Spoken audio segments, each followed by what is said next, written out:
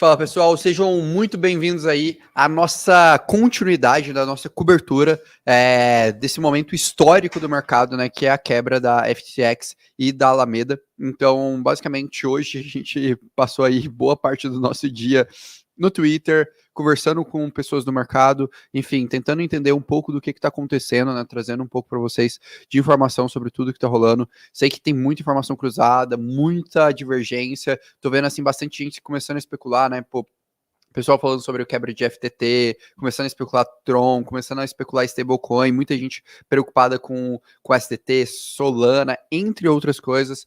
Então, o que a gente veio fazer nessa live de hoje?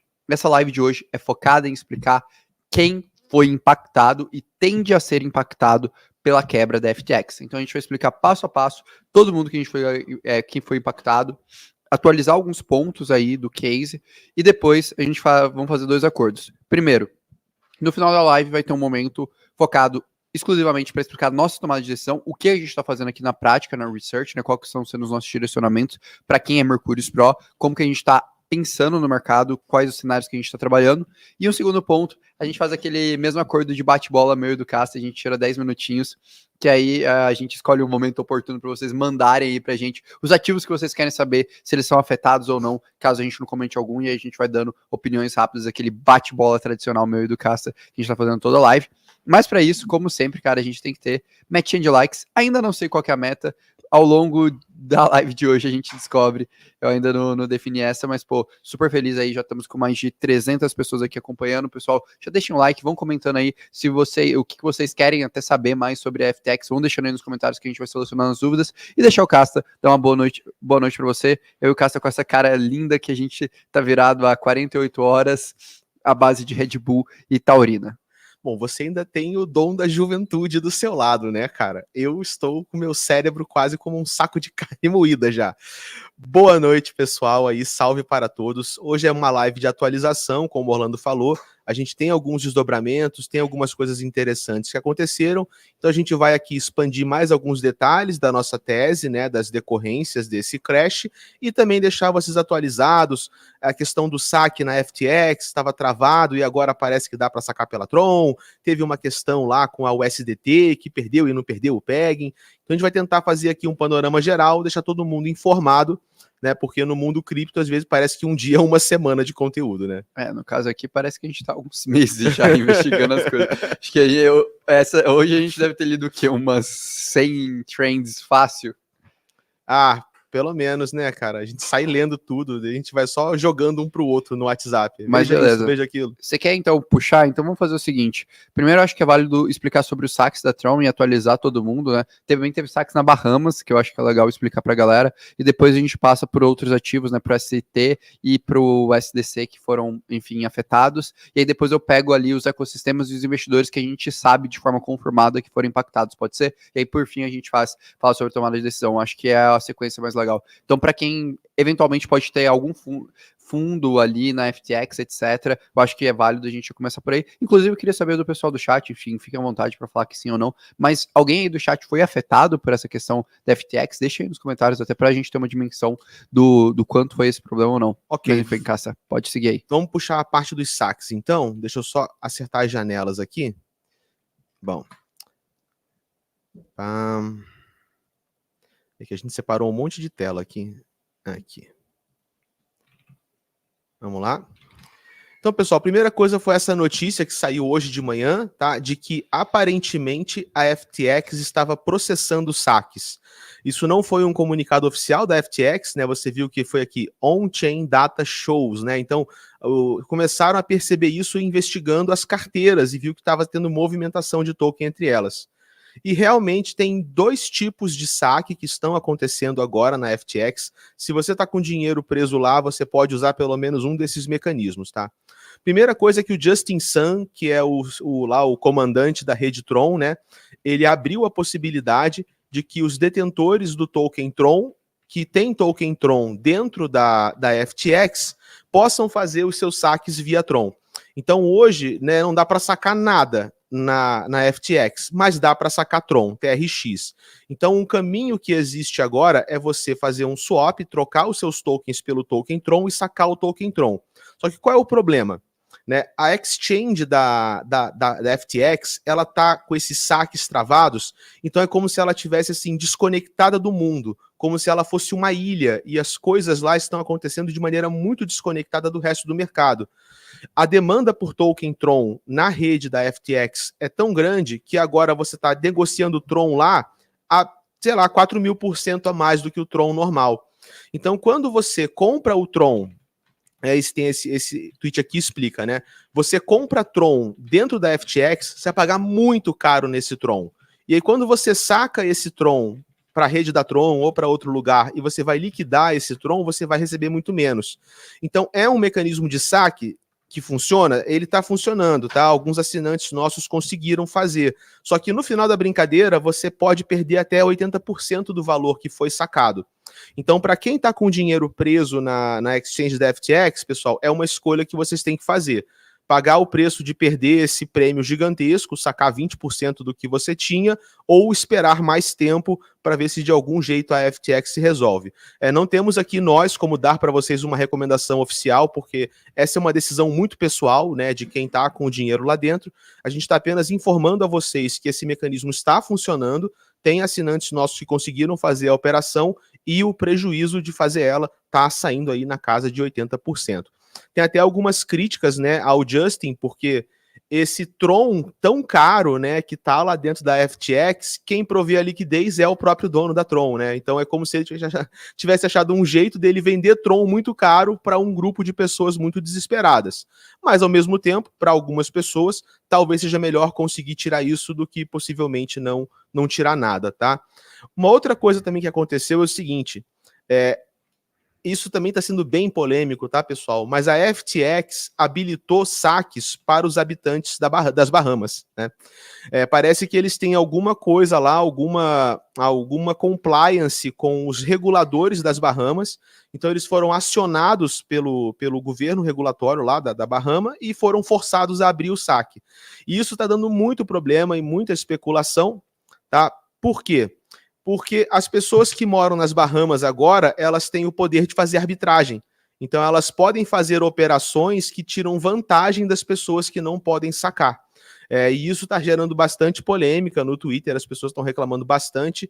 É uma coisa que ajuda os moradores, óbvio, né, das Bahamas, mas que não confere, assim, um tratamento justo da FTX para todos os seus usuários. Cara, isso é um detalhe importante, né? A galera falou, pô, bota o BPM de Bahamas, etc. Não, no caso, eles fizeram, né, exatamente uma estrutura com o Know Your Customer. Então, isso daqui, cara, é um ponto bem interessante, né? Que como um ambiente regulatório, pelo fato dos caras, os residentes de Bahamas, foram, de fato, protegidos pelo governo. Então, isso é um ponto bem relevante, né? Muita gente fala, pô, gosto de operar em exchange offshore, tô fugindo da receita, tô fugindo de alguma outra coisa, mas na prática, às vezes você está operando numa exchange que está respondendo pelo regulador nacional, você tem aí essa possibilidade, né? Então acho que é um ponto interessante, é um ponto que a gente pode vivenciar mais à frente. Sim. E só para quem teve aqui essa ideia mirabolante, né, de comprar a Tron fora da FTX baratinho e botar dentro da FTX para vender lá dentro, não vai dar para fazer, tá, Alan? Seria um trade interessante, uma boa arbitragem, mas a Tron e a FTX só estão fazendo retirada, não estão fazendo depósito. Então todo o Tron que está entrando lá é o Tron do Justin, né? É o Tron provido pela liquidez do próprio dono da rede. Não, assim, eu sei que você tá brincando, cara, que a brincadeira foi muito boa, ela mereceu ser destacada aqui, porque algumas pessoas podem realmente tentar fazer isso, e só para avisar que não vai dar certo. Valeu pela contribuição aí, o Alan e o Thiago. Boa. Então, quer evoluir então agora para o segundo ponto, dado a questão dos saques, eu acho que uma coisa que assustou todo mundo, né, foi o medo do depegging do USDT, né, muita gente falando que, pô, cara, parecia que a gente ia entrar em uma nova crise, a Alameda shortando o USDT. Cara, você consegue explicar essa história, se tem fundamento, se faz sentido, se quem tem um USDT por conta desse fator específico poderia ficar preocupado? Como é que funciona essa dinâmica? Vamos lá, cara, vamos abrir isso aqui também, deu bastante FUD na galera. Porque acontece, né? O USDT, né, que é o dólar da Tether, ele já tem uma certa polêmica. Já não é um dólar muito bem visto por alguma parte do mercado. Deixa eu só achar a tela aqui. Achei. Então, o que acontece? Isso assim, a gente não sabe direito por que que a Alameda tentou fazer isso, né? Tipo, hoje de manhã simplesmente deu na telha da Alameda e eles começaram a fazer uma movimentação massiva. O que que eles fizeram? Eles pegaram o SDC, né? Ofereceram o SDC como colateral na AVE, então eles compraram Circle, botaram Circle como garantia na AVE, pegaram Tether emprestado, ou seja, eles não compraram Tether, eles pegaram Tether emprestado, que já existia, e venderam esse Tether que eles acabaram de pegar a mercado para comprar mais o SDC. Então isso faz um círculo de pressão vendedora. Você oferece Circle como garantia, pega Tether emprestado, vende Tether por Circle, põe esse Circle em garantia, pega mais Tether, vende o Tether por Circle, põe em garantia e você fica repetindo. Então isso faz uma espécie de uma mágica financeira, onde você cria muita pressão vendedora em Tether e você, na verdade, está shortando Tether. Só que isso não é um short de posicionamento, isso é literalmente um ataque, né? Um ataque de manipulação econômica, descaradamente feito às claras, tipo, e do tipo, para uma Alameda que já está quase quebrada, praticamente falida, é como se eles tivessem acordado hoje de manhã e falassem, gente, vamos resolver todos os nossos problemas shortando o SDT, né? E tentaram fazer essa manobra alucinada. As pessoas desconfiaram, começaram a levantar, a própria Tether se pronunciou e falou que fez o redemption, que é quando a Tether ela honra, né, o preço do dólar, de 700 milhões. E essa manobra da Alameda não foi capaz de derrubar o Tether. Deu ali uma chacoalhada, uma oscilação. Eu vou mostrar depois o tamanho dessa oscilação para vocês terem noção. Mas fez nem cosquinha, cara. Por que acontece? Isso é muito bem explicado aqui, né? Pelo. O pessoal do Tron comprou dólar para defender, mas o mais importante é isso aqui.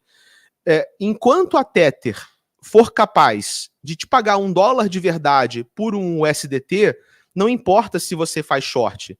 Porque esse dólar, ele pode estar, assim, negociando a 98 centavos na KuCoin ou na Kraken, mas se você, ao invés de fazer a troca na Kraken, você vai, bate na porta da Tether e faz a troca com a Tether te garante o valor certo.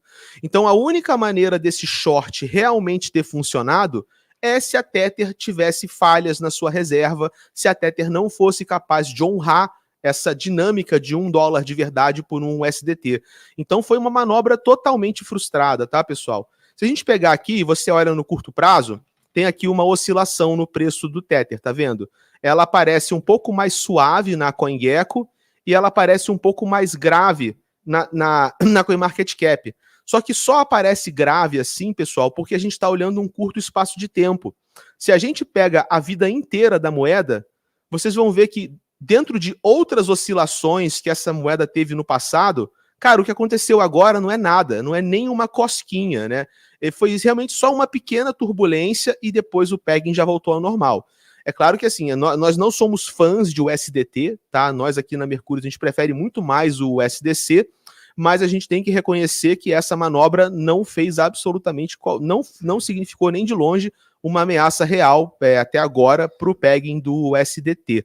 Até o próprio Vitalik, né, fez um tweet onde ele comentou que assim, ele também não gosta de USDT, deixou isso claro, mas ele fez questão de tirar o chapéu e falar que realmente a Tether está sabendo manter a estabilidade da sua moeda e que isso, dentro do possível, é uma coisa boa, uma coisa importante que aconteça. Cara, eu achei isso fenomenal, acho que esse é o tweet que me representa. Ele falou, cara, então, eu achava que o SDT ia quebrar, mas ele ainda não quebrou. Estou impressionado que ele ainda não quebrou. Basicamente foi o tweet, né, do Vitalik. Mas, cara, assim, pô, tenho que assinar um pouco embaixo nisso, assim. O Tether tá resistindo bem. Não seria stablecoin que eu teria, definitivamente. Teria o SDC, muito mais transparente. A gente tem muito mais tranquilidade nesse aspecto. Mas a gente estaria sendo injusto e ingênuo, né, de não comunicar que, cara, realmente a postura da Alameda para, de certa forma, se salvar, apesar de ser um short relativamente seguro, não fazia muito sentido. Acho que realmente foi muito nessa linha de FUD mesmo do mercado. Deixa eu puxar só isso aqui do Vando, né? Por que a Alameda fez isso? Porque se a Alameda fizesse isso, Vando, e desse certo, ela faria muito dinheiro. Na verdade, eles tentaram fazer uma manobra financeira para fazer um trade que dava muito lucro e, de repente, sabe, tipo aquela coisa desesperado, você perde todo o seu dinheiro no jogo, aí você hipoteca sua casa e aposta de novo para ver se você ganha, se você salva, né, o seu prejuízo. Foi uma manobra de extremo desespero para tentar fazer dinheiro do nada e, de alguma maneira, se salvar, mas que, além de ter dado errado, foi muito feio. Pegou muito mal para a Alameda fazer isso hoje de manhã. Pô, boa. Cara, então agora eu acho que vale a pena a gente passar um pouco pelos ecossistemas que foram impactados. Eu sei que você fez um estudo muito extenso de FTT inicialmente, que eu acho que é a primeira coisa, né? Eu acho que todo mundo tá meio natimorto. Depois a gente pode passar pelos investidores, as alamedas, os fundos de venture capital, os projetos de cripto, os ecossistemas, inclusive ali Solana, que muita gente também tem perguntado pra gente. Eu acho que é uma sequência legal. Você quer então puxar por FTT e depois a gente vai passando projeto a projeto? Inclusive, sim, pessoal, aproveitando que a gente está batendo aí quase 1000 pessoas ao vivo, deixem aí nos comentários que projetos vocês querem saber as nossas opiniões, que eu vou favoritar alguns, e aí quando a gente bater, deixa eu pensar quantos likes que a gente vai bater hoje. Cadê nosso like? Vai, vamos lá. 1000 likes. Hoje eu vou ser gente boa. Quando a gente bater 1000 likes, eu e o Casta, a gente começa o modo ping-pong. O modo ping-pong. Que aí a gente vai respondendo tudo. A galera já tá mandando alguns tokens aqui, eu vou favoritar alguns. E aí depois, na hora do modo ping-pong, vocês mandam outros aí pra gente. Calma, o pessoal já ficou nervoso. Calma aí, pessoal. Fica sossegado. A gente vai puxar no final. Não precisa fazer agora, não. A gente ainda vai senão a gente vai perder todos os comentários. Fica tranquilo que a gente ainda vai abrir a deixa aqui, que senão vai dar o flood máximo no chat. Sobe então aqui, pessoal, novidades sobre FTX e token FTT, só para a gente passar as coisas novas que aconteceram. Deixa eu puxar a tela. Aqui. Que isso, galera, calma. Não, calma. A galera ficou já como, cara? Só gostou da ideia do modo ping-pong. O pessoal gosta, cara. Vamos lá. Tá, pronto. Aqui. Esse aqui, pessoal, é só um gráfico interessante, tá?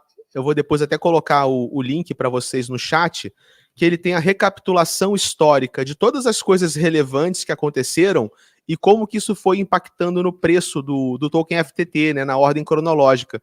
Então achei uma referência bem legal para quem quiser poder estudar com calma e ver o que foi acontecendo e como é que o preço foi se modificando. Eu vou colocar aqui para vocês no chat esse link, quem quiser pode pegar, tá? Beleza, boa. Boa. Então olha só, a primeira novidade, isso aqui já vai sim, certíssimo um dos calls que a gente fez ontem. A primeira tese que nós levantamos ontem é que ia ter um avanço regulatório muito forte. E aí, para nossa surpresa, ou para nossa não surpresa, né? Hoje de tarde, a Casa Branca soltou um comunicado falando que está monitorando o caso da FTX e que vai fazer a solicitação de que haja regulação, de que haja mais esforço regulatório em cripto. Então, estava na cara que isso ia acontecer, né? Não deu outra. Uma outra coisa importante, né? O SBF ele fez um tweet se desculpando com a comunidade. A gente não falou desse tweet, né? Não sei se eu consigo abrir ele aqui para vocês verem. Esse é legal. Ele soltou hoje de manhã, ou mais ou menos na hora do almoço. Aqui. Vamos desde o começo, tá? Não vou ler todo, porque é um tweet muito grande, tá? Mas ele começa pedindo desculpa, falou que ele vacilou, ele falou que teve alguns problemas de depósito, que não estava gerenciado direito, que ele se confundiu, deu uma desculpinha meio estranha, botou uns números que a gente não conseguiu bater, mas isso dos números os números ficaram meio fora, mas no final... Ninguém conseguiu explicar. Não, ninguém conseguiu explicar. Cara. Ninguém... Tipo, no final ele meio que deu um miguezão. O pessoal, a reação geral das pessoas é que ele fez um desculpa, blá, blá, blá, blá, blá, blá, e blá, blá, blá, blá, entendeu? Mas uma coisa importante que ele falou é o seguinte, olha, aqui no final, tudo isso que aconteceu tem relação com a FTX global. A FTX nos Estados Unidos é que nem a Binance, é uma exchange separada. Então ele falou o seguinte, pessoal, fiquem tranquilos, residentes norte-americanos, que muito embora a FTX internacional esteja nessa zoeira toda, a FTX dos Estados Unidos tá tudo bem, tá tudo perfeito, pode ficar sossegado.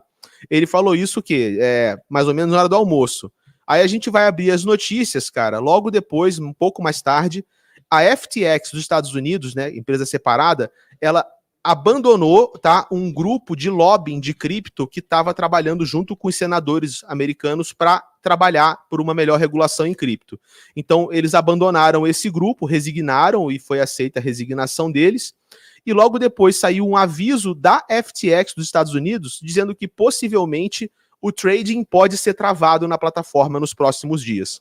Não temos a menor noção do porquê, nem quando, mas também dá para ver que talvez não esteja tudo bem também com a FTX Estados Unidos. E a última notícia que eu tenho para vocês é que a FTX, né, não vai ser comprada pela Binance, já está claro, o CZ desistiu, mas o SBF continua procurando por quem possa comprar. Então a última notícia que a gente teve foi a FTX pedindo ajuda para a Kraken, tá? Com uma dívida de 10 bilhões de dólares. Então a gente já tem uma noção do tamanho do buraco mínimo, né? Que é para a máquina da Alameda e da FTX, para essa máquina voltar a funcionar, tem que injetar ali pelo menos 10 bi de dólares. Essa reportagem não fala se a Kraken vai entrar no deal ou não vai, se a Kraken está interessada, só está realmente relatando que a FTX ela está buscando por parceiros que possam cobrir esse buraco de 10 bi para ela voltar, né, a funcionar. Um bailout, né? E, cara, só uma outra coisa, antes da gente pegar ali para os outros impactados, a Tron, né, fez essa parceria com a FTX, e uma coisa que muita gente ficou com medo foi, pô, será que a Tron tem algum envolvimento com a FTX, tem algum risco? Do que você analisou, do que você visualizou até agora, qual que é a nossa visão, né, o que a gente sabe sobre essa relação da Tron e da FTX, além deles estarem ferrando quem tinha dinheiro lá na FTX? Cara, o problema aqui com a Tron é justamente com o Justin Suns, tá, que é o dono da Tron. O Justin Suns, ele é um cara que é envolvido em diversas polêmicas, cara. Tem muita coisa no histórico dele, muitas negociações estranhas, muitas manobras esquisitas. Então, assim, se tivesse alguém que não ajudaria na reputação da FTX, era a FTX fazer uma aliança com a Tron nesse caso, né? Tá funcionando, mas, cara, desse jeito, né, que o usuário, perde 80% do valor quando faz, pega muito mal também. E muito embora seja um caminho de solução e o Justin Sun esteja se vendendo como um cara que vai salvar a FTX, que vai arrumar a casa e tal. O próprio Senna falou. O SBF comprou a ideia, porque deve ter realmente aquela coisa de desespero, cara. Não tem mais o que fazer, a gente trabalha com quem tem, né? Mas poderia ter, assim, não é a melhor, não é o que pega bem, não é o que ajuda a restaurar a confiança nesse momento. Boa, cara, eu acho que posto todos esses negócios, acho que vamos agora pro core da live, né, que é justamente sobre o risco sistêmico, né, o que tá rolando, o que a gente tem que ficar preocupado ou não. Eu e o Cássio, a gente, cara, fez um estudo bem extenso, seguiu o dinheiro da FTX pra caramba, pra falar a verdade, e a gente teve algumas conclusões aqui legais, tá? Vamos lá. Primeira conclusão que a gente teve legal, na verdade, foi uma informação muito, muito interessante, derivada de uma trend do Pantera Capital. Eles basicamente explicaram quais são os principais riscos dentro dessa dinâmica. Então vamos lá, galera. O que a gente tem que ficar preocupado? São 3 pontos principais, são 3 pontos mais relevantes. Primeiro, risco do calote da Alameda e da FTX, que isso pode impactar principalmente liquidações a mercados e os credores, né, as pessoas que estavam ali em empréstimo, se alguém está alavancado. Aí eu vou comentar sobre algumas empresas que têm essa dinâmica de dívida. Segundo, risco, e aí entra, né, a questão das liquidações em cascatas. Então, se em algum momento a FTX realmente todo mundo vai falar, galera, não conseguiram levantar, não conseguiram pagar o rombo, não rolou, depois eu vou levantar algumas estimativas que eu vi a mercado. Cara, a gente provavelmente vai ter uma liquidação em massa, então é provável da gente ver o mercado caindo ainda mais, a gente vê patamares ainda menores de preço. Segundo, fator volatilidade dos tokens, igual a gente comentou, cara, tá tendo muita especulação, tem ecossistemas que vão ser impactados de risco reputacional, risco estrutural, etc. A gente vai discutir um pouco isso com vocês. E por fim, risco de custódia para os usuários, que infelizmente é o que a galera tá perdendo dinheiro. Então, isso é uma coisa ali um pouquinho incômoda. Então, esses são os principais pontos. E aqui, eu achei bem interessante, né, que o que eles falaram, cara, quem vão ser as pessoas que mais vão ser impactadas? No curto prazo, a dor, né, de perder os fundos na FTX, a gente tá falando de uma corretora que tem ali, potencialmente, algo em torno de 100 a 200 bilhões de dólares sob custódia, né, dados os números ali que já foram abertos a mercados. Então, cara, a gente tá falando de muito capital mesmo, a gente tá falando de bastante capital pelo porte dos caras. A questão de uma volatilidade no preço, né, para ecossistemas que foram mais afetados, e aqui é bem interessante que, na visão da Pantera Capital, o que eles falaram? Cara, assets, né, ativos ligados à FTX. E aqui ele citou alguns, principalmente Solana, projetos construídos na Solana e Aptos. E aí eu até puxaria mais outro que é Sui, que é o quê? Foram ativos que receberam rodadas de investimento, principalmente lideradas pela Pantera Capital. Aí aqui, próximo ponto, né? Acho que até foi uma coisa que a gente bateu bastante, né? O Casta trouxe aqui para vocês.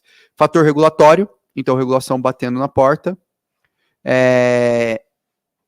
Entidades centralizadas pouco transparentes com seus saldos, talvez ali até uma próprio Tether pode sofrer um pouquinho mais. Aqui, empresas que têm relação com a FTX, como Celsius e a Voyager, e aí a gente comenta um pouco mais desses riscos específicos. E, por fim, outras empresas que podem estar ali atreladas a isso, que vão sofrer mais com essa questão regulatória.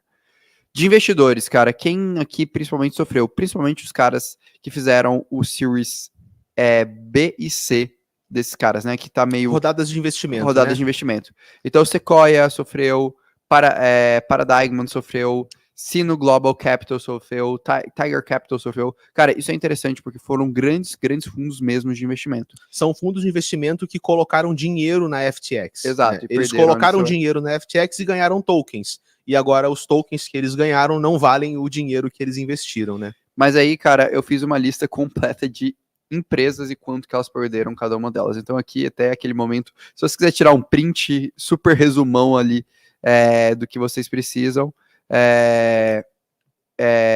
bem simples, bem tranquilo. Tira o print agora, né? Inclusive, se aqui, cara, pô, se vocês não acharam em nenhum outro lugar essa informação condensada, fácil desse jeito, galera, não esquece de deixar o like, pô, ainda não batemos nem 1000 likes, pô, aí vocês não estão de sacanagem, não estão querendo bate-bola meu e do Cássio, já faz meia hora que a gente tá aqui, pô, ainda não batemos 1000 likes, pô, deixem aí o like, mas vamos lá, vamos continuar aqui. Vamos lá, dos caras mais relevantes, o que a gente tem? Primeiro, Sequoia Capital, grande fundo de investimento, os caras confirmaram, né, uma perda de mais de 200 milhões de dólares, é uma perda relevante? É realmente bastante dinheiro, mas para a Sequoia Capital não é tanto dinheiro assim. Eles até, enfim, chegou ao mercado, né, a carta deles comentando um pouco dessa perda. Foi interessante, né, porque eles refletiram muito sobre a relação que eles tinham com o SBF, enfim. Teve alguma história, até você quer comentar algum fato curioso ali do que você viu dessa carta, Cássia? Eu sei que você viu algumas coisas estranhas. Cara, essa carta da Sequoia, ela fala o seguinte: quando o SBF estava fazendo o pitch, né? O pitch é quando você tá, tipo, vendendo o seu negócio para os investidores colocarem dinheiro no seu projeto. Então você apresenta, você fala que seu negócio é maneiro, você expõe seu plano de negócio, tudo mais. O pitch que o SBF fez para o pessoal da Sequoia foi feito numa chamada de Zoom. E durante a chamada de Zoom, acreditem se quiser, o SBF ficou jogando League of Legends, cara. Do começo ao final do pitch. O cara falando o pitch e jogando League of Legends enquanto fazia o pitch. Nunca vi isso na vida, né? E também nunca imaginei que os investidores colocariam dinheiro na mão do cara sabendo que ele fez isso. Que ele vendeu o projeto dele, pediu dinheiro enquanto estava jogando o computador ao mesmo tempo que fazia o pitch. Uma coisa extremamente absurda, mas parece realmente, pessoal, que nesse mundo, né, dos grandes dinheiros, as pessoas realmente perdem a noção. Ah, esse cara deve ser um gênio, né? O cara joga computador e faz o pitch ao mesmo tempo. Uau, deve ser um monstro. E aí os caras vão e colocam dinheiro na mão da SBF, cara. Assim, se eu imaginasse por algum momento que o SBF jogava o computador enquanto fazia o pitch, cara, pelo amor de Deus que eu ia confiar num cara desse para qualquer coisa, é uma insanidade isso, né? Mas lá o pessoal acha legal o cara batendo um LOL enquanto faz um pitch milionário para captar milhões de dólares para fazer uma corretora gigantesca. Cara, só no mundo cripto um negócio desse. Beleza, cara. Aí outro cara, né, que foi impactado aqui pelas informações que a gente tem, Pantera Capital, impacto pequeno pelo que eles abriram a mercado, a gente está falando de 1,6% do AUM deles, então algo em torno de 150 mil dólares, então eles falaram, cara, foi bem tranquilo, não impactou tanto, e eles comentaram, né, que tinham 2 empresas no portfólio deles que foram afetadas. Foi bem interessante, na Pantera Capital ela tirou algumas conclusões muito parecidas com o que a gente tinha trazido no live de início, eles comentaram bastante que eles fizeram o estilo que eu e o Casta fizeram, sala de guerra, modo investigação. Não sei se você quer adicionar, né, alguma coisa ali do que você leu sobre Pantera Capital, Casta? Não, cara, foi muito legal, porque assim, a Pantera Capital é uma das entidades mais respeitadas em todo o universo cripto. Inclusive, se os caras escrevem, a gente vai ler, porque eles são muito bons no que fazem. E a gente viu que depois que a gente apresentou as nossas teses, né, para a decorrência do Crash, a gente foi ver as teses deles e a maioria bate. A tese de aumento da regulação, eles falaram. A tese da melhoria em DeFi, né, do call para DeFi, eles fizeram. A tese das provas de reserva, eles falaram. A tese que a gente levantou também sobre Solana, eles também levantaram. Então foi incrível ver como, um dia depois de que a gente publicou nossas teses, a Pantera Capital publicou um conjunto de teses muito parecido. E até ver que a nossa metodologia de trabalho foi parecida com a deles, né? Assim que ficaram sabendo, pega os analistas, tranca numa sala e os caras só saem da sala com a tese pronta. Então a gente se sentiu, bem legal, a gente está alinhado com as práticas de trabalho e com as conclusões de um dos caras mais inteligentes que tem aí no mercado internacional. Então pra gente foi tipo um momento pra gente se reconhecer também e falar, poxa, que bom, né? A gente vai ter que continuar se esforçando para manter esse nível, para continuar alinhado com esses caras que também mandam tão bem no mercado. Beleza, cara. E seguindo aqui, outro cara que é um grande responsável pelo financiamento, especialmente do ecossistema da Solana, foi muito impactado, que foi a Multicoin Capital. De acordo com as informações que eles também liberaram em uma carta, né? No caso, essas cartas aqui, nenhuma foram liberadas, elas foram vazadas no Twitter e a gente forçou até achar. Na prática foi isso, mas enfim, hoje elas estão liberadas ao público. Acho que só tirando aquela da Sequoia que a gente. Sequoia não, da Sequoia saiu no Twitter. Não, mas teve uma outra mais completa. As conclusões que a gente tirou foi da mais completa, que também foi vazada no Twitter. Mas enfim. As coisas foram vazadas no Twitter, felizmente vivemos na série. Ou não, né? Porra, eu não sei se eu poderia falar esse tipo de coisa. Mas enfim, tô brincando, galera. Não vazem cartas no Twitter, mas às vezes ajuda a gente a entender o que tá acontecendo. Cara, basicamente aqui, né, no caso da Multicoin Capital, eles comentaram muito do fundo master deles e alguns pontos que são mais relevantes aqui dessa carta que eles falaram eles fizeram todo um acompanhamento e aí eles falaram, cara, a gente foi impactado de duas formas. E isso é um ponto muito importante da gente entender, pessoal. Tanto de forma direta, assets na FTX e também posições em FTT, quanto da forma indireta, que eles comentam posições de Solana em outros locais. Da forma direta, o que eles comentam? Que, basicamente, eles tinham assets, né, então ativos com withdrawal, né, com saque pendente, aproximadamente 15,6% do fundo, e que dava ali aproximadamente 9,7% do AUM da asset. Então, cara, bastante coisa ali, bem significativa. Sobre o fundo, eles também falaram que eles liquidaram a posição de FTT deles, quando eles ficaram vendo o anúncio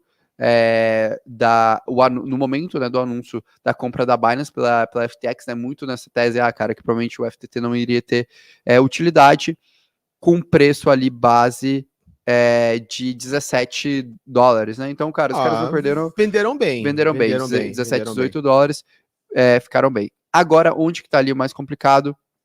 Basicamente, é isso daqui. Falaram, cara, a nossa maior posição do fundo é Solana.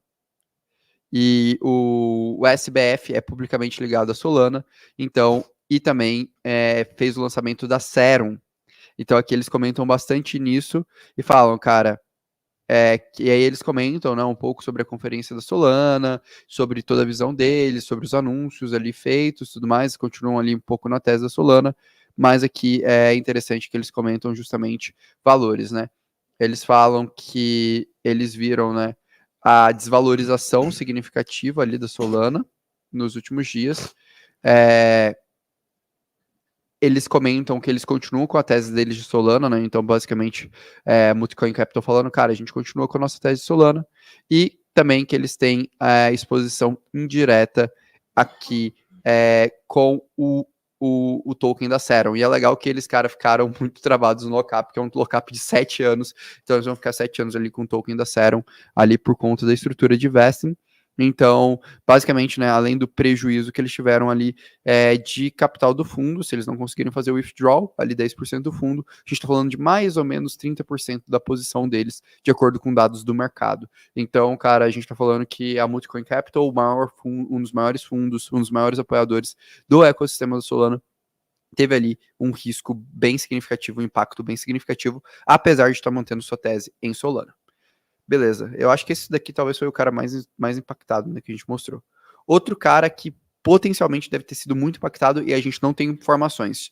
Jump Crypto. Por enquanto a gente não tem informações, mas eles possuem inúmeros investimentos em conjunto com a FTX. Então, cara, eles possuem, por exemplo, investimentos que a FTX também investiu, como a Kala, como Aptos, vamos lá, o Bybit também, que tem ali relação com investimentos com a FTX ou saldos da Alameda, Sui, Serum, Solana. Então, cara, são caras ali muito expostos também ao ecossistema da Solana, que eles ainda não se pronunciaram, né? Então, esse daqui a gente ainda não sabe se eles tiveram um impacto significativo, como eles estão lidando, como eles estão vivendo no mercado. Eles ainda não comentaram nada de relevante assim, nada de tão claro assim. Não sei se nesse caso aí você quer adicionar algum ponto aí, Casta.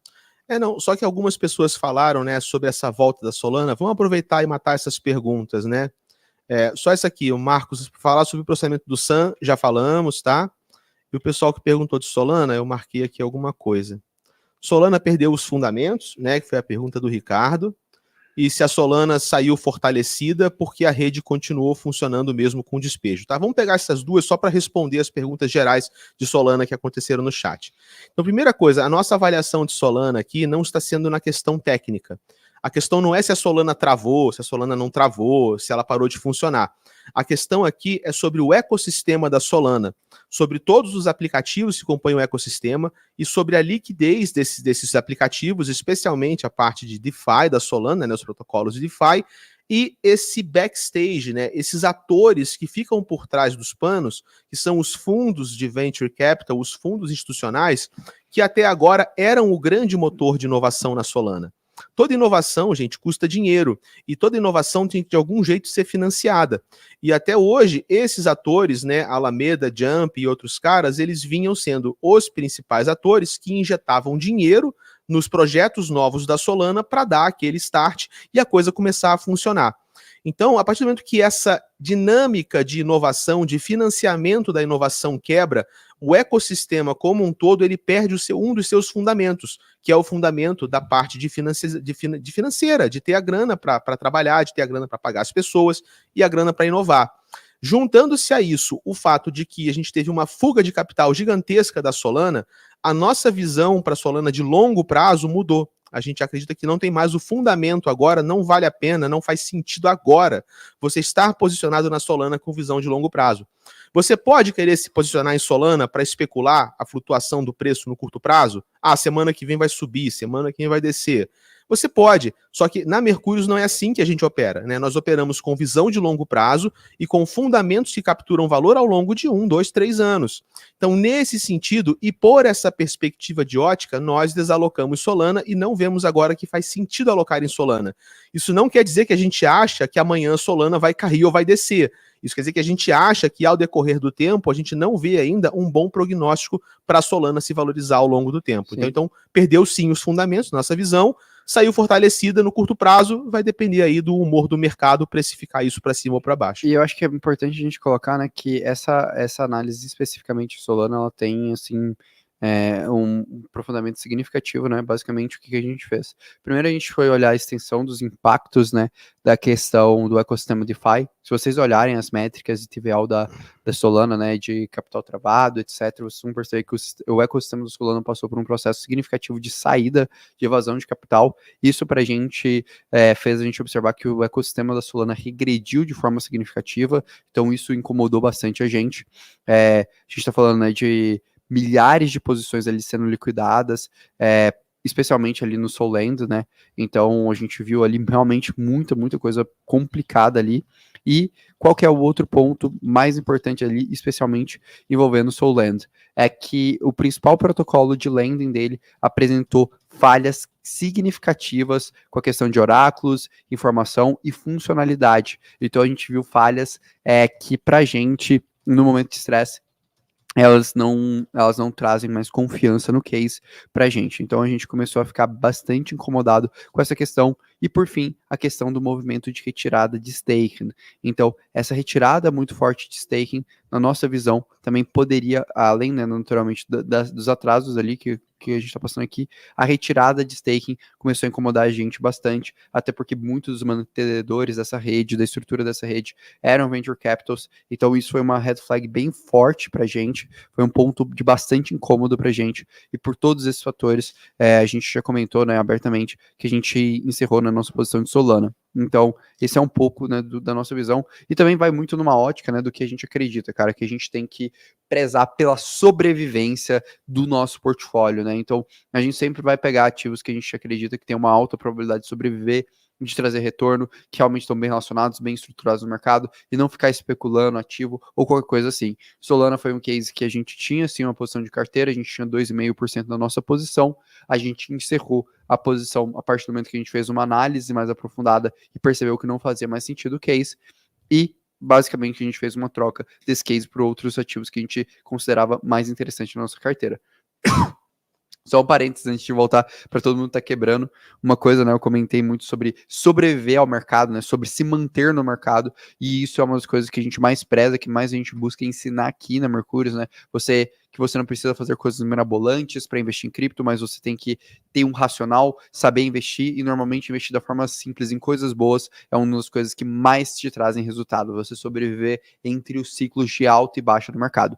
Por esse motivo que a gente vai ter, né, o nosso desafio sobrevivente, que vai começar do dia 21, vai até o dia 25, são 5 aulas que a gente vai ensinar desde o básico, de como vocês entendem toda essa dinâmica do mercado, porque agora é um momento muito interessante e único para se investir no mercado, como a gente lida com esses momentos de queda, como a gente, por exemplo, fez as nossas posições de proteção, que agora estão ajudando bastante a nossa carteira a não performar de forma negativa e segurando, né, não performar de forma tão negativa quanto o mercado e permitindo que a gente tenha liquidez, enfim. E também como se posicionar para o ciclo de alta. Se você quer ter acesso a tudo isso de forma 100% gratuita, basta clicar aqui no link, né, no desafio sobrevivente. Aí o S. Gil já falou aí que não perde por nada, pô, excelente. Quem quiser também tá no link da descrição. Mas vamos voltar ali aos players, né? Dado esse parênteses de Solana, vamos voltar ali aos players do que a gente está observando agora. Cadê? Beleza, comentamos aí sobre Jump Crypto. Quero passar todo mundo, cara, porque a gente levantou bastante gente, então acho que é legal pra caramba a gente trazer. Cara, outros caras que foram afetados, mas de forma menos significativa. Galaxy Digital perdeu 77 milhões de dólares, fez uma carta dos investidores só, mas não é uma representatividade tão grande. Ember Group, que afirmou que tinha 10% do AUM na FTX, não divulgou o valor, mas falou que eles iriam resistir bem. Kraken perdeu 200 mil dólares, bem pouco valor, nada de muito significativo. Crypto.com, prejuízo de 10 milhões de dólares, também bem tranquilo. Selene Capital perdeu ali 3% do seu AUM. E também um dos maiores market makers do mundo, que teve ali seus fundos travados na FTX. Basicamente é isso, mas agora eu acho que é legal a gente comentar um pouco sobre o risco sistêmico que a gente também está instaurado antes de a gente entrar nos ecossistemas que vão ser mais impactados. E nisso eu queria puxar para você, cara, BlockFi, Celsius e... Putz, me fugiu o nome. Voyager? Voyager, isso. Se você puder comentar um pouquinho ali sobre eles, sobre o que a gente tem aí de novidades em relação a esses cases, eu acho que seria bem promissor para a galera.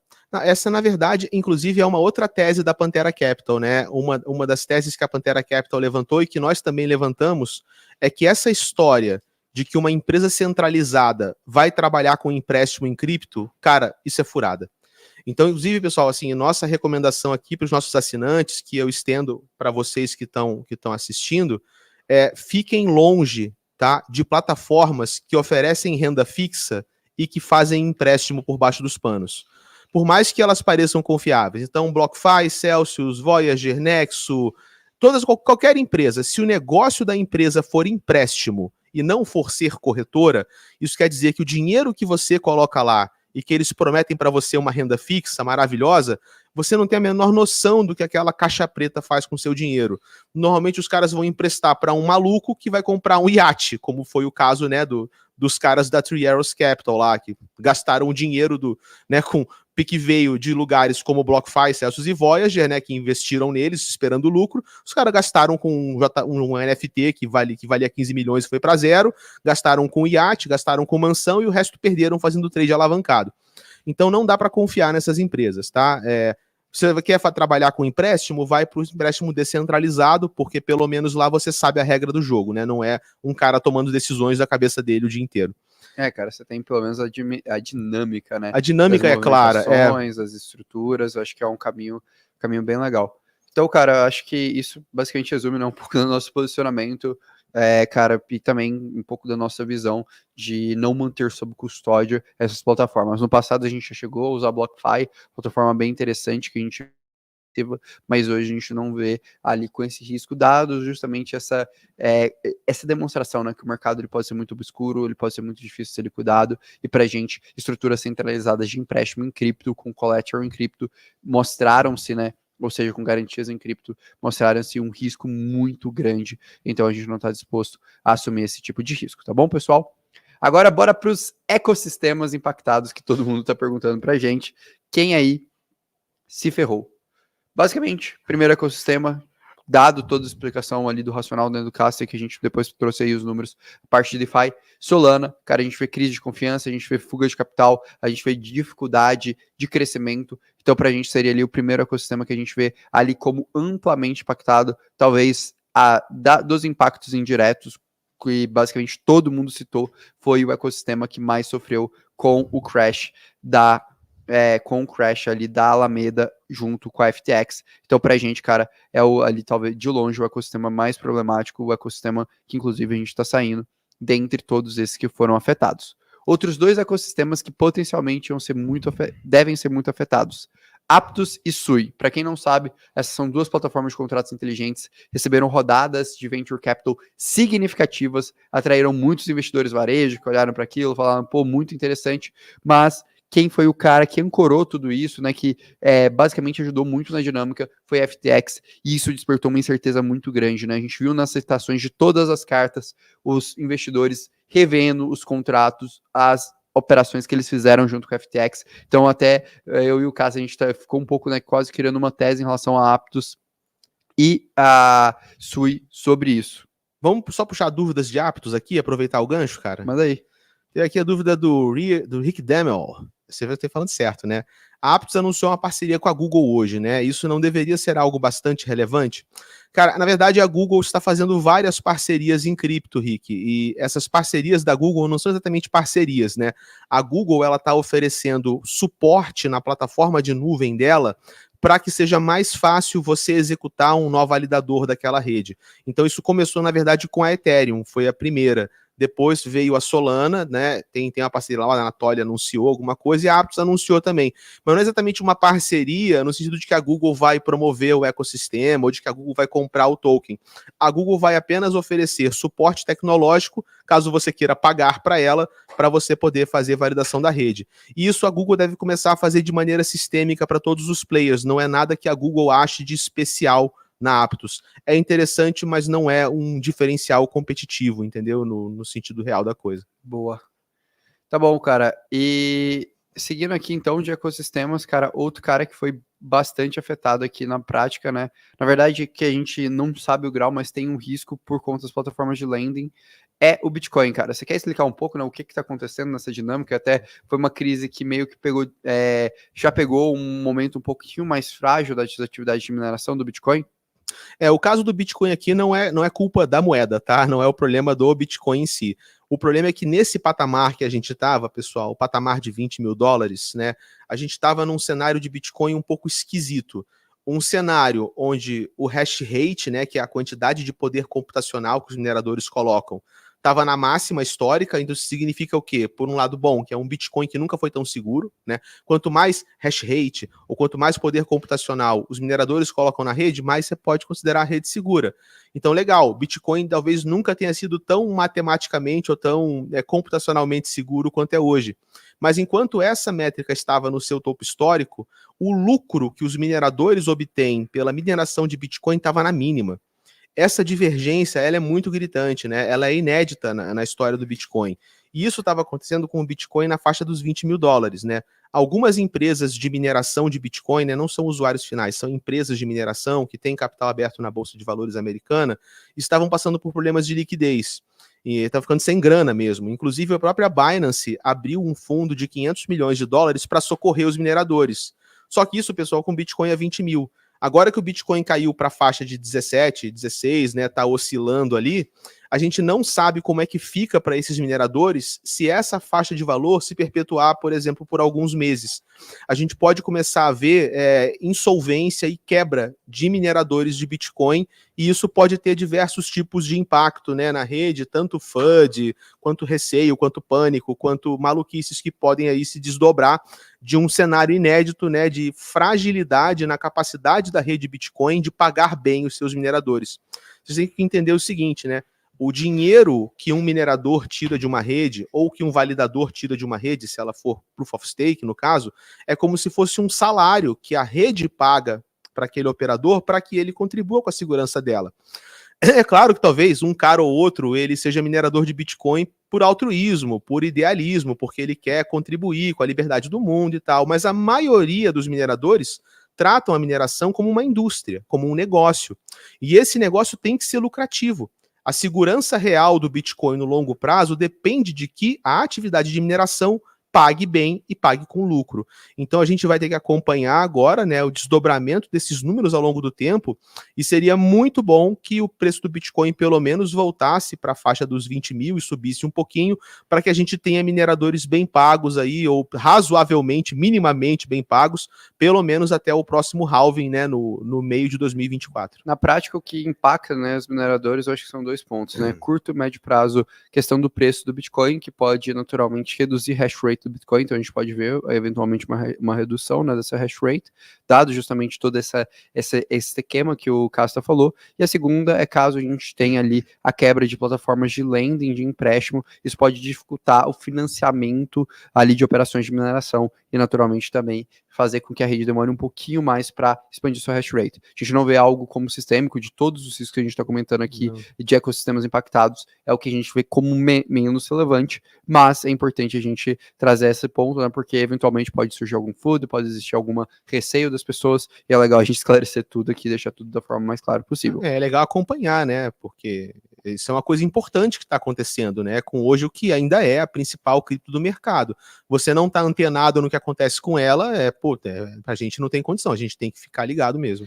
E por fim, cara, outro cara que potencialmente pode ser impactado é a Helium. A Helium, primeiro, é uma das principais, é uma investida da Multicoin Capital, então ali um fundo que está fragilizado pela questão da FTX, operava muito na FTX, e também é um player que ele está imerso no ecossistema da Solana. Então esses dois fatores podem impactar negativamente ali a questão do Helium e também reputacionalmente. Então pra gente ali foi outro caso que a gente viu ali como um ponto mais negativo. E agora, cara, eu acho que para fechar, antes da gente começar a nossa brincadeira, eu acho que é legal também a gente explicar um pouco de estimativas, né, de impacto de tudo que aconteceu com o mercado. No caso aqui, o que a gente está falando de estimativas em relação a FTX? Cara, basicamente, a gente está falando de uma estimativa de uma perda ali de entre 5 a 10 bilhões de dólares. Cada informação nova que a gente vem vendo no mercado, esse número vem crescendo, então provavelmente o problema da FTX é um problema de 10 bilhões de dólares. Além desse problema, a gente tem o problema da dívida da Alameda, que ela ainda não foi completamente liquidada. Por fim, a gente tem o problema de, eventualmente, as plataformas de empréstimo que a FTX comprou se tornarem insolventes e também terem problemas de pagamento. E para concluir ali a repercussão em todos os ecossistemas ali de cripto, em especial esses que a gente citou, e o prejuízo desses aqui, que foram alguns dos principais fundos que a gente conseguiu elencar para vocês e trazer informação para vocês. Eu acho, cara, que de impactos, eu acho que esses são os principais. Estou esquecendo alguma coisa, Cássia, que você queira comentar aí? Não, acho que a gente podia só puxar algumas perguntas que já estão no chat e depois a gente abre o bate-bola. Tá o que bom. você acha? Então eu vou fazer um acordo. Primeiro, antes de puxar essas perguntas, eu acho que é válido, né, por 54 minutos aí, quase 1.400 pessoas nos assistindo, passar para todo mundo, né, como a gente está lidando com tudo isso de forma bem clara. Então, primeira coisa, pessoal, muita gente está perguntando, fugir de cripto, sair de cripto, desistir de cripto? Não. apesar da gente acreditar que a gente pode sim ver uma correção em curto prazo, a gente não vai sair de cripto. A gente, sempre quando a gente comenta, né, por exemplo, a carteira perfeita é uma estratégia long only em cripto, ou seja, a gente sempre está 100% exposto a cripto, mas porque a gente tem todo esse conforto, né, de virar e falar para vocês, galera, a gente inclusive está tomando um pouco mais de risco de cripto, por 2 motivos. Primeiro, que a gente fez um estudo extenso para entender tudo que está acontecendo nesse mercado, né, e ter uma noção ali dos riscos sistêmicos, como aqui eu e o Cássio a gente pôs, a gente foi olhar realmente venture capital por venture capital, ali principais ecossistemas, puxar todas as informações do mercado, até para a gente saber se tem alguma coisa no nosso portfólio que poderia estar mais comprometida, que a gente identificou ali principalmente Solana, depois um risco um pouco menor em Lido, mas que a gente viu que era mais tranquilo. E o segundo ponto é que a gente tem uma estratégia de proteção. Há 2 semanas e meia atrás, a gente comprou ali puts de Bitcoin com o strike price ali ou seja, o ponto, né, ótimo delas ali na faixa de 14, 15 mil dólares do preço do Bitcoin. Isso significa, na prática, se o Bitcoin chegar a 14, 15 mil dólares, a gente comprou mais ou menos 1,5% da nossa carteira, que se transformariam em 15%. Então a gente teria uma performance ali dessa posição de 1,5% para 15%, que protegeria a nossa carteira ali de uma queda ali de 30%, 40% do mercado. Então a gente conseguiria reduzir esse impacto, estaria ali falando de uma redução de quase metade desse impacto, justamente porque a gente tem essa estratégia de proteção. Então, não é, mas foi porque vocês leram o mercado, era o momento, não. A gente sempre faz essa estratégia contínua, faz parte da gente sempre se manter sobrevivente ao mercado, junto também com a seleção de boas corretoras que não foram impactadas por essa crise. Então, é um segundo ponto. E, além disso, esse estudo profundo de tudo que aconteceu no mercado. E, basicamente, todas as informações o pessoal da Mercúrio Pro teve acesso, assim como a nossa tomada de decisão, porque sair de Solana, tiveram uma justificativa completa. E uma coisa, né, que até queria saber aí do chat, se tem alguém da Pro aí, né, deixem aí nos comentários o hashtag SouPro, mas basicamente falei isso tudo, porque em breve a gente vai abrir as novas vagas da Mercúrio Pro da nossa comunidade, em que vocês têm acesso à nossa carteira, às nossas estratégias de proteção, nossas estratégias de custódia, tudo que você precisa saber. E se você quiser fazer parte da Mercúrio Pro, basta clicar aí no link da descrição do vídeo ou no link que eu acabei de mandar agora no chat para você fazer parte aí da nossa assinatura, ter acesso aos nossos analistas. Como eu comentei, tem eu, tem o Casta, tem um monte de gente ali para te ajudar. E se vocês verem aí, cara, a nossa comunidade aí com orgulho, o pessoal falando que sou Provit, então quem quiser aproveitar essa oportunidade, inclusive eu sei que vai ter surpresa ali mais próximo do lançamento, não posso contar o que é, quem pode contar esse tipo de coisa é o Danilo, mas cobrem ali o Danilo, mas cara, basicamente é isso, só para vocês ficarem sabendo, né, quem quiser fazer parte da Mercúrio Pro, fique à vontade, e quem quiser entender um pouco mais, né, de toda a nossa metodologia, de como a gente faz análise, de como a gente funciona, de como a gente raciocina mercado, como a gente constrói tudo isso que a gente está falando, e principalmente como a gente está sobrevivendo ao longo desse ciclo de baixa de mercado, cara, a gente vai começar o desafio sobrevivente, então ali, esse aqui é 100% gratuito, galera. Pô, quem já participou dos desafios da Mercúrio sabe, a gente se empenha ali o máximo para trazer o melhor conteúdo para vocês. Então, quem quiser fazer parte do desafio, clica aí no link também. Desafio gratuito, pessoal, fica tranquilo, tá? Você pode fazer o desafio à vontade e não precisa assinar nada. O desafio é um presente nosso para a comunidade mesmo, e você pode usar o presente, você pode usar esse presente como uma maneira de tirar a prova, se vale a pena para você ou não vale. Né? A gente vai, juro para vocês, a gente vai se esforçar ao máximo para nesse conteúdo gratuito convencer vocês que vale a pena, porque a gente acredita que vale a pena, então tem que ser de verdade. Vocês podem participar do desafio e tirar suas próprias conclusões, assim, fiquem bem à vontade. Exatamente. E a gente ganhou um sorvete, cara. É isso, Castro. Pô, Arthur, obrigado, cara. Eu tava querendo um sorvete mesmo. Tô precisando de um energético, mas tudo bem. Mas eu agradeço o sorvete também. Tô brincando. Ah, um sorvetinho, cara. Sorvetinho, pô. Mas, pô... Tem sorvete de Red Bull, será, cara? Será, cara? É um caminho. Mas enfim, pô, Arthur, brigadão aí pelo superchat. E aproveitando esse clima, né, que ele agradeceu, reforçar pra galera, né, que a gente vai ter até sexta essas lives de cobertura, vamos continuar investigando o mercado. Então, para todo mundo que quiser se manter atualizado sobre tudo que tá acontecendo com o caso FTX, Alameda, assim como sobre o mercado de cripto de modo geral, não esquece de se inscrever aí no canal. E se vocês estão gostando, né, cara, se esse conteúdo agregou valor de verdade para vocês, não esqueçam de deixar aí o like, porque, pô, isso é super importante pra gente. Mas beleza. Dado que a gente explicou como a gente está posicionado, que a gente continua no mercado, a gente, enfim, acabou saindo da nossa posição de Solana, permaneceu na nossa posição de Lido, estamos bem protegidos, dado as opções que permitem a gente ser um pouco mais ofensivo no mercado e aproveitar esse momento de baixa. Inclusive, amanhã deve sair aí a próxima edição da Carteira Perfeita, que a gente ainda vai dar mais detalhes sobre essa crise para os nossos assinantes. Bora aí pro tradicional bate-bola? Não, cara, vamos tirar as dúvidas do que boa, gente verdade. Vamos só tirar algumas dúvidas importantes e a gente parte pro bate-bola, tá? Essa aqui do Paulo, que é pró, salve, Paulo. Bom que você é pró, cara. Bem-vindo aqui pro time. Esse acontecimento todo, Orlando, pode afastar os institucionais? É uma pergunta interessante, né? Porque a gente acredita bastante que eles são influenciadores de mercado e que eles podem virar o jogo, né? Cara, eu penso que eles vão ter um crivo maior. Eu acho que essa é a questão. Eles vão ser mais chatos para topar um determinado risco ou não. Essa é a minha sensação em relação aos institucionais. Eles vão desistir de cripto? Não, eu acho que a gente provou muitas das eficiências de cripto, especialmente, por exemplo, quando o mercado DeFi, ele consegue sobreviver muito melhor a essas questões do que o mercado CeFi, por exemplo, na questão de empréstimos. Mas, a gente tem esse contraponto que é questão regulatória. Eu acho que eles vão ser mais exigentes e a gente vai ter uma questão regulatória mais tensa aí de mercado. Show. Uma dúvida aqui, só aqui para o Marcelo, que está perguntando coisa de portfólio, a gente não dá orientação de compra e venda na live, tá, Marcelo? Isso a gente nem pode fazer isso, na verdade, né? Não é esse o nosso papel aqui. Então, só para dizer que não é porque a gente não quer te atender, é porque não é esse o propósito da live, falar como que você vai gerir seu portfólio respondendo um comentário, né? Mas você sendo assinante Pro, a gente tem um time que pode te orientar, tem uma carteira recomendada, tudo que você pode seguir direitinho lá. Vamos lá. Cara, aqui rapidinho, ó. Edera, nós não estudamos ainda, tá? A gente não tem como opinar. A Tron, não, mas aí você começou o ping-pong. Não, eu tô só limpando aqui só, tá? Não, é que essas eu deixei pra gente começar. Então só fala do ping-pong do Binance, então, tá? Se a Binance, isso é uma pergunta recorrente, se a Binance tem o mesmo risco que a FTX. Vamos matar essa e a gente segue pro bate-bola. Tá, cara, você quer trazer sua visão? A gente tem visões um pouco diferentes, tá? Eu e o Orlando aqui, a gente pode passar para vocês tirarem aí um fechamento. Assim, a gente concorda que a postura do CZ é uma postura interessante. O CZ é um bom homem de negócios, é um bom estrategista, e ele está agora levantando uma bandeira de transparência. Então, assim, para mim é muito claro que BNB, Binance, é a maior corretora do varejo. FTX seria a segunda maior corretora do varejo, se ainda tivesse no seu auge. Existisse. Então, basicamente, né, se você comparar as corretoras, Binance e FTX seriam as mais parecidas. E com esse crash da FTX, a BNB, a Binance, o CZ, ele tem que se distanciar dessa imagem. Então o CZ está falando agora em fazer provas de reserva, ele liberou as carteiras da Binance com 70 bilhões em saldo para as pessoas conferirem, ele está indo no Twitter, ele está falando, ele está promovendo transparência. Então, assim, para mim é um caminho mais saudável para a Binance, que nessa direção do CZ que ele está tomando, né? Mas também não é uma corretora que a gente recomenda, né, Orlando?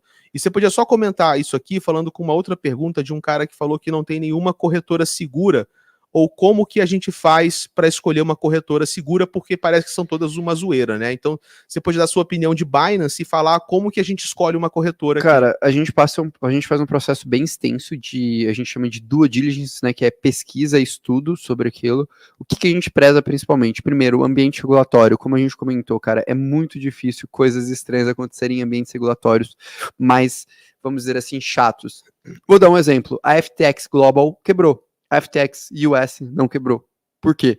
Porque os Estados Unidos é um ambiente regulatório muito mais tenso. Você fazer besteira nos Estados Unidos é mais complicado. Então, normalmente, a gente opta por corretores que estejam em ambientes regulatórios melhores, principalmente os dois ambientes regulatórios que hoje a gente mais gosta, é Singapura e Estados Unidos, especialmente Estados Unidos.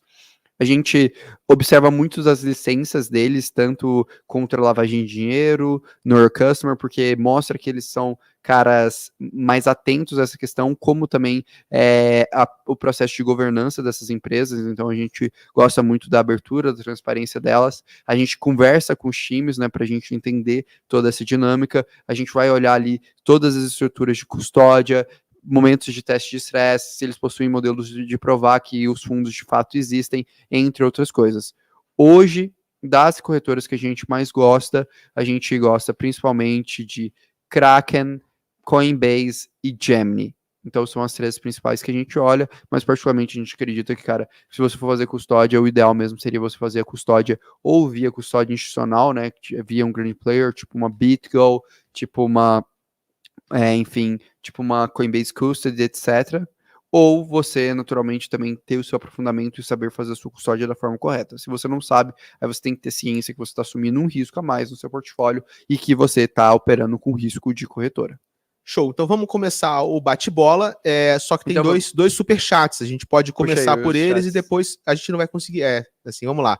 Esse aqui você vai conseguir bater, né? Boa noite, mestres. Que isso, cara. Não somos tão mestres assim, não, mas obrigado. Não, mas peraí, vamos explicar pra galera, ó. Galera, regra é o seguinte agora. Respostas de 1 minuto ou menos para as perguntas de vocês.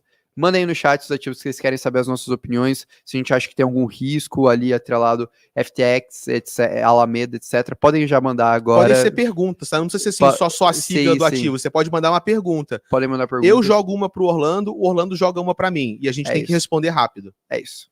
Bora. Então só puxar o superchat primeiro, cara. Link tá em risco? Cara, acredito que não. O link mostrou-se muito bem estruturada. Eu acredito que, na verdade, ela pode sair até mais forte dessa crise. Tá, beleza.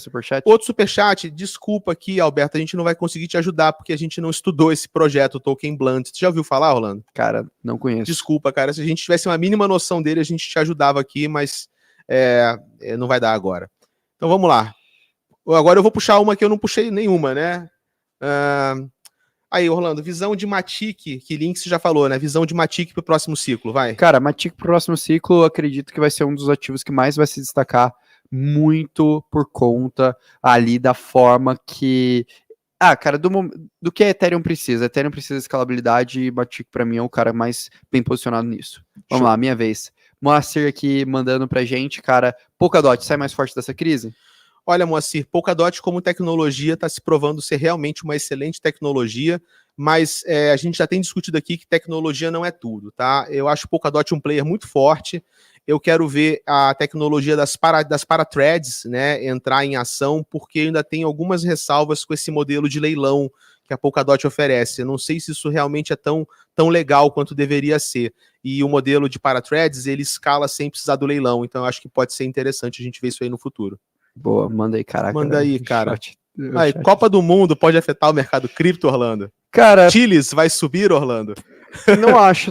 Acho que pode ter aquele efeito especulativo, mas, assim, sinceramente, o que a gente viu, por exemplo, em outros eventos grandes esportivos como o Super Bowl, não teve uma relevância tão grande assim. Então, não acho. Não acho que você consegue fazer um onboarding em tão curto prazo de um usuário tão pouco qualificado. Não acho que a Copa do Mundo vai ser algo tão relevante assim para cripto. Ítalo, se Sol quebra, os tokens ali do seu ecossistema quebram, Casta? Vamos lá, quebrar, né? Se só o token for a zero, vai ficar muito complicado, né? Se só o sistema quebrar, pior ainda. Então, qualquer cenário depende do que você quer dizer com quebra. Se só o desvalorizar, não necessariamente. Mas se só o quebrar, cara, aí o seu ecossistema vai junto, porque você quebrou o ativo base, você quebrou a moeda básica da blockchain, né? Vamos lá. Cara, a Tron é coisa boa, Orlando? Cara, Tron é legal? É um projeto muito controverso, tem uma governança ruim, não acho que é um modelo de negócio saudável, o ecossistema ele é falho, apesar de ele ter muita transação, eu vejo um risco muito grande do ponto de vista de tecnologia, não acho um ativo ruim, cara, é um ativo bom, tem muita coisa melhor no mercado. Bora lá, cara. O que esperar de Elrond com foco para o metaverso, Casta? Cara, boa pergunta. Elrond mudou o foco, né? Eu já tenho falado há várias lives, cara, que essas blockchains secundárias, tipo Elrond, Algorand, Tezos, Mina, VeChain, essa galera, ou eles se reinventam ou eles morrem. O pessoal briga comigo, fala que é o máximo, que é a melhor coisa do mundo, que só falta o mundo inteiro descobrir. E agora você vê o quê? Elrond desistindo do seu modelo original e pivoteando. Para mim, cara, tem que pivotear. Eu não cheguei a estudar o modelo de negócios novo da Elrond, mas é muito melhor você tentar fazer uma coisa nova do que morrer, né? E pelo menos metaverso aí é o hot topic do momento. Depende do que eles estão tentando fazer, tá? Acho legal pivotear, não sei se pivotearam bem. Mas opinião técnica sobre Elrond. Elrond. Hoje, Elrond, por que eles estão pivoteando? Porque, você quer que eu destile veneno, né? Elrond, pra mim, é um cemitério de blockchain, cara. Só tem morto-vivo lá, mas enfim... eles pivoteando, cara, pode ser que alguma coisa legal venha disso, uma nova onda de adoção, né? Mas longe da gente pensar em investir. Não, a gente teria que estudar o case primeiro, teria que ganhar alguma relevância. Assim, é legal pivotear, melhor do que continuar ali morto-vivo e aí... Mas isso não significa que é bom, é só... Não, é só que é um ponto positivo eles estarem se mexendo, mas que é para comprar nem de longe ainda. Na nossa visão, claro, né, gente? Nossa humilde opinião. Vamos lá. Cara, é possível que a gente volte para Solana no futuro, se acontecer alguma coisa? Cara, eu acredito que pode ser que sim. Eu duvido muito por conta do ecossistema, cara. Eu acho que agora o Solana regrediu muitos anos atrás. E aí, quando eu olho pro ponto de vista concorrencial, cara, eu acho muito difícil esse cara conseguir recuperar. E também por um fator reputacional. Então, eu acho pouco provável, mas sim, se a gente vê, se eles resolverem a questão tecnológica deles, se a gente continuar vendo o diferencial na estrutura monolítica, se eles conseguirem reerguer o ecossistema DeFi, se eles conseguirem encontrar outras parcerias institucionais relevantes para girar o ecossistema, sim, mas, cara, para mim esses 4 pontos são pontos muito difíceis de você conseguir, especialmente depois de tudo que eles estão passando. Show. Paulo mandou aqui, cara, Aave está com risco com colapso da FTX. Cara, não vimos ainda nenhum sinal de respingo em Aave. Aave está se segurando muito bem. Aave se segurou muito bem na crise de Luna, passou lindamente. E, cara, se a Aave passar bem por essa crise, vai ser uma das nossas teses, tá? Que a gente levantou, de que DeFi pode ter um call muito forte das pessoas finalmente entenderem que vale a pena você descentralizar a finança. Então, a Aave pode ser, cara, realmente uma das empresas que vai capitanear uma renascença de DeFi no futuro, e se ela passar bem por essa crise. Aqui, cara, sua opinião, prover liquidez é rentável no longo prazo, Orlando? Prover pool de liquidez em DeFi? Cara, se você tiver uma estratégia muito, muito boa, muito bem estruturada e saber muito bem o que você está fazendo. Simplesmente montar um pool e falar, beleza, vou deixar ali por muito tempo, não, cara. Você precisa fazer uma gestão ativa e muito bem estratégica disso. Cara, quem vai assumir o lugar da Solana? Boa, cara, eu tenho, acho assim, quem pode assumir o lugar da Solana são blockchains que, quando olhadas de fora, são uma blockchain só, mesmo que por dentro ela faça modularização, mas se você olha assim, é uma blockchain. Então, por exemplo, Solana parece muito nesse sentido com Aptos, com NEAR e com Sui. Tá? E para mim, hoje, a principal concorrente, que está mais avançada, pelo menos, em termos de tecnologia de adoção, é a NEAR. Mas a NEAR ainda tem um problema, que ela joga muito token no mercado. A NEAR tem uma inflação de 5% ao ano, e a NEAR destrava tokens, que ela é uma rede muito nova, ainda está destravando token, mais 15% ao ano ainda destrava de token. Então é uma rede cujo token ainda tem muita pressão vendedora, não é assim um investimento tão sensato agora, mas, cara, acho que como em termos tecnológicos é uma boa blockchain para acompanhar. Vamos lá, essa aqui é para você. Superchat do Giancarlo também. Isso, se você... Essa aqui eu vou te ferrar, cara. Se você tivesse dinheiro na FTX e agora apareceu essa saída milagrosa aí da Tron, que perde 80% na hora de tirar o dinheiro, você tirava o dinheiro ou você deixava ele lá esperando a volta da FTX, cara? Caralho, velho. Se alguém ia ter que mandar, eu mandei para você primeiro, que eu me salvo de responder essa. Caralho. Porra. Não é uma recomendação de investimento, pessoal, tá? É a opinião pessoal do Orlando. Cada um faz o que quer com o seu dinheiro no final das contas, só para ficar bem claro aqui, né? Putz, cara, a gente pode trabalhar cenários? Pode ser, só tem que ser em menos de 1 minuto, né? Tá não bom, pode ficar vamos pensando lá, para cara. sempre. Se Aí. eu fosse 100%, tá. Eu acho que eu faria fracionado, assim. Eu acho que eu aceitaria a parte do preju, mas eu não faria com todo o meu capital. Talvez metade, um pouco menos da metade. Porque beleza, você pelo menos recupera alguma coisa. Mas definitivamente não faria com todo o capital. Eu ainda acho que existe a possibilidade de alguém conseguir fazer o bailout, no caso, salvar, né, a FTX. Se bem que cada vez mais eu tô sentindo que tá se tornando mais improvável. Mas assim, eu não faria com todo o meu capital, talvez com 33% do meu capital pra, porra, ter alguma coisa ali, mas seria a única coisa que eu iria refletir. E também dependeria muito quão esse capital significa para mim, sabe, pessoal? Acho que tem essa questão, né? Eu acho que a gente tá brincando com probabilidades. Acho que ainda existe uma probabilidade da FTX se salvar, mas, por exemplo, se não fosse um capital tão relevante, aí às vezes eu toparia, beleza, eu já perdi, entre perder 80% e perder, enfim, 100%, talvez eu preferiria perder 100% e entrar com um novo capital. Então, acho que teria muito, muito essa reflexão. Show. Sua vez. Não é uma resposta fácil, né? Não é uma resposta fácil. Vou te ferrar também aqui. Ah. Helium perdeu os fundamentos? Cara, Helium, na verdade, na primeira versão dela, nunca teve fundamento, tá? Helium foi um projeto com excelente marketing, mas ele nunca foi um projeto bom, tá? Helium era uma rede para transmissão de pequenos pacotes de dados em longa distância, que é um caso de uso que não atende absolutamente ninguém no mundo moderno. Então, basicamente, quem ganhava dinheiro com Helium eram os mineradores colocando roteador online para outro minerador colocar roteador online, e quando parou de ter mais minerador colocando roteador online, a rede parou de girar dinheiro.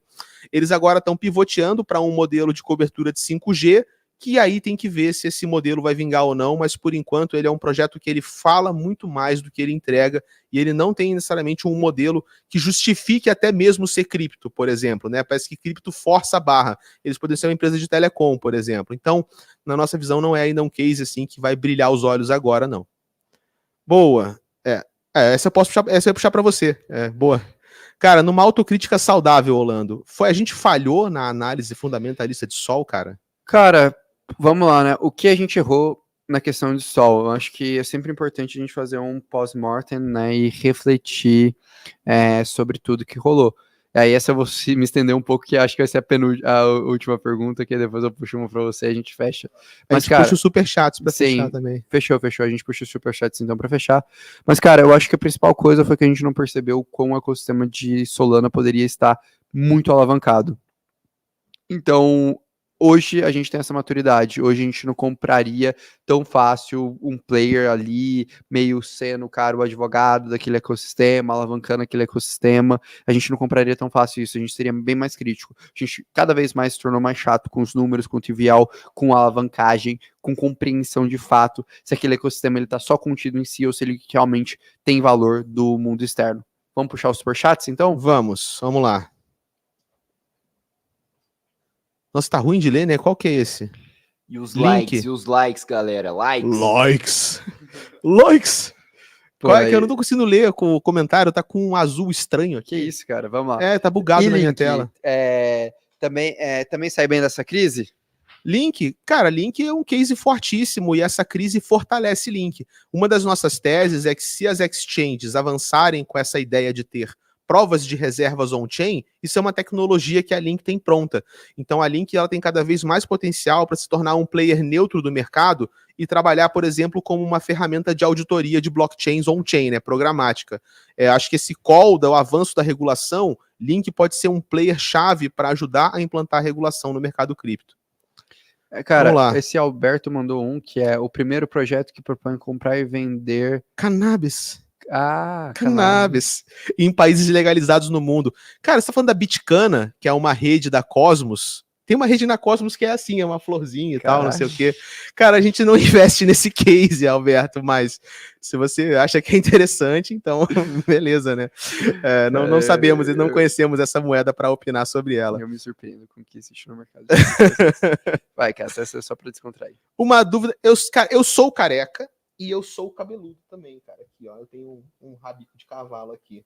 O pessoal fala que eu sou o Hellboy das criptos, tá? Mas o careca cabeludo é um apelido meu eterno já. A primeira live que eu apareci, o pessoal nem queria saber se eu entendia de cripto, só queriam saber da minha careca. Depois é que foram entender que eu falava alguma coisa que fazia sentido. Eu fico feliz que eu sou o Tom Cruise. Eu sou careca, cara. Você é Tom Cruise, claro. Beleza. Eu sou careca cabeludo. Cara, sobre Kraken, eles recusaram, tá? Eu acho que ninguém tá aceitando. Não vai rolar, não, cara. Muita questão da FTX. Cara, eu acho que é isso, né, pô? 1h e quase 20 aí, mais de quase 1.400 pessoas aí, pô, top demais, galera deixou o like. Pessoal, só reforçar, né, não se esqueçam de se inscrever aí no canal, pô, super importante para vocês se manterem atualizados, sempre vamos fazer esse esquema aí para vocês. Agradecer aí o like, agradecer a comunidade, hoje a gente vai dormir um pouquinho, eu prometo. Brigaram comigo já 3 vezes hoje, cara, que eu não dormi esse último dia. Cara, você fazer uma pessoa na minha idade passar pelo que eu passo é maus tratos. Tem o estatuto do idoso, cara. Eu não tenho mais idade pra isso não, Orlando, pelo amor de Deus. Não, fechou, mas hoje a gente vai pegar um pouco mais leve. Vamos continuar investigando. Cara, amanhã... você não parece o Tom Cruise, você parece o Tom Cavalcante, mané. Brilhante. Igor, fantástico, Igor. Você vai revolucionar nosso escritório, cara. Você acabou com a vida do Orlando, cara. Parabéns. Isso, cara. Eu não aguentei, Orlando. Foi incrível, porque realmente parece, cara. A gente vai encerrar a live depois dessa. A gente vai acabar a live. Acho que a gente perdeu o foco, a gente se desvirtuou da questão.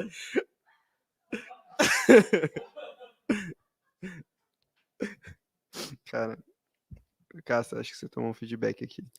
Mas porque eu posso Tom Cavalcante, cara? Não sou usuário, sou investidor. Seu comentário foi preconceituoso. Desculpa a honestidade. Não, Alberto, não foi preconceito nenhum, cara. Eu só achei divertido o assunto, cara. O tema é um tema legal. Não foi nada preconceituoso contra você ser usuário ou não ser usuário. Fica sossegado.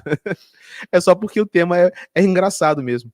É uma coisa curiosa. É uma coisa polêmica, né? Chama atenção. Polêmica, foi só isso, só. Fica tranquilo. Não tô falando que você é usuário, não. Inclusive, o mercado de cannabis, agora, se quiser que a gente possa falar mais sério, tudo bem. O mercado de cannabis é um mercado extremamente promissor no mundo inteiro. Tem muita gente que investe, tem fundos aí que são fundos de cannabis, né? Em algumas corretoras aí fora. Então, fica tranquilo, cara. Não foi nada contra a sua pessoa, não. Eu tomaria cuidado, cara, que às vezes os projetos cripto eles vão pegar bem mais na zoeira do que na estrutura, né? E não necessariamente vai fazer sentido essa estrutura, vou criar uma blockchain para vender, enfim, erva pelo mundo. Às vezes talvez vai fazer mais sentido você olhar estruturas mais institucionais. E nesse caso se for o Bitcana, tá? O projeto que você está falando, de repente vale a pena você entrar no Discord deles e ver o grau de seriedade com que eles tocam o projeto. Não só porque é de cannabis, porque tem vários projetos cripto que você, de repente, acha legal olhando por fora, você entra no Discord e você vê que os caras estão tocando as coisas de um jeito muito amador. Então, vale a pena você dar uma conferida, tá? E fica tranquilo que, cara, nem de longe seria alguma coisa pessoal com você, tá? Não, cara, não temos essa questão. E aí, cara, eu acho que é isso. Então, pô, depois dessa do Tom Cavalcante, eu nem sei...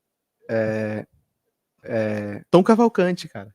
Cara, o que dizer mais? Acho que a gente vai encerrar a mesma live. Ó, quem quiser fazer parte do Desafio Sobrevivente, 100% gratuito. Não se esqueçam de se inscrever, não esqueçam do like. Amanhã de manhã estamos aí de novo, né? No caso, o Carlos vai estar aí para fazer o Crypto hoje. De noite temos o Casual Crypto para atualizar mais sobre FTX. Espero que vocês tenham gostado aí da análise. Um abraço e até logo.